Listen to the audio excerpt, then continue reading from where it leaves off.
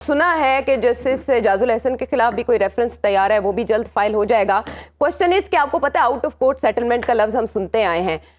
یہ جو supreme court میں ہو رہا ہے اس سے سپریم کورٹ کی تطہیر ہوگی، مزید تخریب کا شکار سپریم کورٹ ہوگی، یا یہ ججز اپنی بیٹل اب باہر لڑیں گے؟ نہیں، میرا خیال ہے جی کہ تطہیر کا عمل شروع ہو چکا ہے۔ یہ بہت خوشگوار آج کا دن رہا، میں مبارکباد دیتا ہوں، مطلب ایسا پوری قوم کو مبارک ہونی چاہیے کہ وہ ایک انتشار جو کہ پھیلایا جا رہا تھا اور 9 مئی کے بعد سے اپنی عروج پر تھا، وہ انتشار، وہ دھند، وہ اب چھٹنے لگی ہے۔ یہ بہت افسوسناک ہوا۔ میں نہیں جانتا کہ اب جسٹس صاحب جو جا چکے ہیں اعجاز الحسن، یہ ان کے ایما پر ہوا یا نہیں، لیکن سب کے سامنے ایک سیاسی گروہ کے لوگ جو ہیں وہ ان کا نام لے کے دھمکیاں دیا کرتے تھے، باقاعدہ یہ کہا کرتے تھے کہ ہمارا جج جانے دو، تمہاری حکومت بھی دیکھ لیں گے اور الیکشن بھی دیکھ لیں گے اور یہ سب فلاں فلاں، اس طرح کی ان کا نام لے کے دھمکیاں دی جاتی تھیں۔ انہوں نے موسٹ کنٹروورشل فیصلے انہوں نے دیے۔ پاناما سے آپ شروع کیجئے، اس کے بعد 63A کی جو تشریح جس طرح سے کی گئی، بالکل ہی یعنی ایک طرف اور اس طرح کے کئی فیصلے ان کے ساتھ ہیں۔ تو یہ بہت اچھا ہوا۔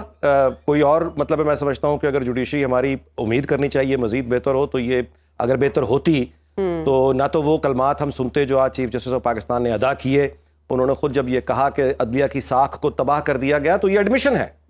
اچھا، وہ جو عدلیہ کی ساکھ تباہ ہوئی ہے وہ کسی وجہ سے ہوئی ہے، اور یہ بات کوئی اور نہیں، خود چیف جسٹس فرما رہے ہیں، اور وہ یہ کہہ رہے ہیں کہ وہ ساکھ جو تباہ ہوئی ہے اس کی سرجری اب کیسے کی جائے۔ تو یہ بالکل ٹھیک ہے کہ قوموں کی بھی زندگی میں، اداروں کی زندگی میں بھی ٹھیک ہے، انسان جس طرح سے بیمار ہوتا ہے، صحت مند ہوتا ہے، اس طرح کے جو وائرس ہوتے ہیں کسی ادارے میں داخل ہو جائیں تو پورے ادارے کو بیمار کر دیتے ہیں، اور جب وہ ادارہ بیمار ہو جائے تو پھر اس کی تطہیر کا عمل بالکل ایسا ہی ہوتا ہے، ہونا چاہیے، جو ہم دیکھ رہے ہیں۔ اور چیف جسٹس کو ہم سب سپورٹ کرنا چاہیے، چیف جسٹس آف پاکستان کو، کہ استعفیٰ دے کے کسی کے گھر چلے جانے سے اس کے جرائم ختم نہیں ہوتے۔ اگر اس نے کوئی جرم کیا ہے تو اس کے جرائم ختم نہیں ہوتے، اگر اس نے کرپشن کی ہے تو وہ کرپشن ختم نہیں ہوتی، ان کے خلاف کارروائی ہونی چاہیے، اور تاکہ عدلیہ پر بطور ادارہ قوم کا اعتماد بحال ہو، اور کوئی بھی جج ہو اس کی عظمت، اس کی طاقت آئین کی کتاب میں ہوتی ہے، اس کے اجلے کردار میں ہوتی ہے، قواعد، ضوابط اور روایات میں ہوتی ہے۔ کوئی بھی جج اگر سیاست کے میدان میں اپنی طاقت کو لے آئے گا تو پھر اس کے ساتھ وہ سبکیس کے ساتھ ویسے ہی اسے ایک دن جانا پڑے گا جیسے آج یہ گئے۔ تو علی ناجی صاحب، اس دور کے کردار جن کو نون لیگ یاد کرتی ہے اس میں تو ثاقب نثار صاحب اور آصف سعید کھوسہ بھی شامل ہیں۔ جی یقیناً شامل ہیں۔ میں آپ کی بات میں بالکل آپ کی بات کی 100% تائید کرتا ہوں، اور میں اس آپ کے توسط سے چیف جسٹس آف پاکستان کی توجہ اس طرف دلانا چاہتا ہوں کہ ان کے پاس اگر وقت ہو اور وہ یعنی وہ اس طرف ضرور دیکھیں کہ جو سابق چیف جسٹس ثاقب نثار کر کے چلے گئے ہیں، اور خاص طور پہ عمر عطا بندیال کر کے چلے گئے ہیں، ان کو بھی دیکھنا چاہیے کہ کہاں انہوں نے مس کنڈکٹ کیے، کہاں انہوں نے اپنے ادارے کے وقار کو تباہ کیا، کہاں انہوں نے بالکل باہر نکل کے ایک باغی گروہ اس کے ساتھ ہونے کا تاثر کو انہوں نے ختم کبھی کرنے کی ضرورت ہی محسوس نہیں کی۔ آپ دیکھیے کہ میں پہلے بھی عرض کر چکا ہوں، دوبارہ سے اس پہ غور کر لیجئے کہ تاریخ گواہ ہے، حال بھی آپ کے سامنے ہے، طاقت کے کھیل میں ناکام بغاوت سے بڑا کوئی جرم نہیں ہوتا۔ ناکام بغاوت سلطنتوں میں جب یہ ہوتی ہے تو بادشاہ کے خلاف یہ بیٹا کرے، بھائی کرے، پھر جو انجام ہوتا ہے وہ ہم جانتے ہیں، ریاستوں کے خلاف بغاوت ہو جائے اور ناکام ہو جائے، ٹھیک ہے، تو یہ تو پاکستان تو بڑا کمفرٹیبل سا ملک ہے، یہاں تو ہوا ہی کچھ نہیں۔ سپریم کورٹ بھی چاہے گی کہ انتخابات شفاف ہوں اور غیر متنازع ہوں، لیول پلینگ فیلڈ کے لیے انتخابی نشان مل سکتا ہے، یا سپریم کورٹ ڈیپتھ میں جائے گی جسٹ لائک سائفر کیس کے باقی پارٹیز کے بھی انٹرا پارٹی الیکشنز دیکھ لیتے ہیں؟ جی دیکھیے، پہلے والی میں گزارش پہلے کر دیتا ہوں جو آپ نے جہاں سے بات کی تھی کہ دائرہ پھیلے گا۔ بات یہ ہے کہ یعنی سامنے کی بات یہ ہے کہ ایک جج صاحب جو ہیں وہ استعفیٰ دے کے جا رہے ہیں، تو ایک خاص سیاسی گروہ کو سپورٹ کرنے والوں کے چہروں پہ صفحہ ماتم بچھی ہوئی ہے، وہ ماتم کر رہے ہیں، اور جو دوسرے سیاسی گروہ ہے وہ ظاہر ہے کہ اسے وہ خوشیاں منا رہا ہے۔ تو کسی بھی جج کے جانے پر یہ رد عمل سوسائٹی سے آنا گواہی دے رہا ہے کہ یہ جج صاحب جو ہیں ان کا کنڈکٹ سیاسی رہا ہوا ہے، ورنہ ایک جج جو وہ یعنی سوسائٹی کو اس سے کیا لینا دینا؟ کسی بھی سیاسی جماعت کے کارکنوں کو کسی جج صاحب کے آنے جانے سے فرق نہیں پڑنا چاہیے اصولی طور پہ، میں یہ گزارش کر رہا ہوں۔ لیکن یہاں پہ جج صاحبان کے حوالے سے آپ جانتے ہیں، چیف جسٹس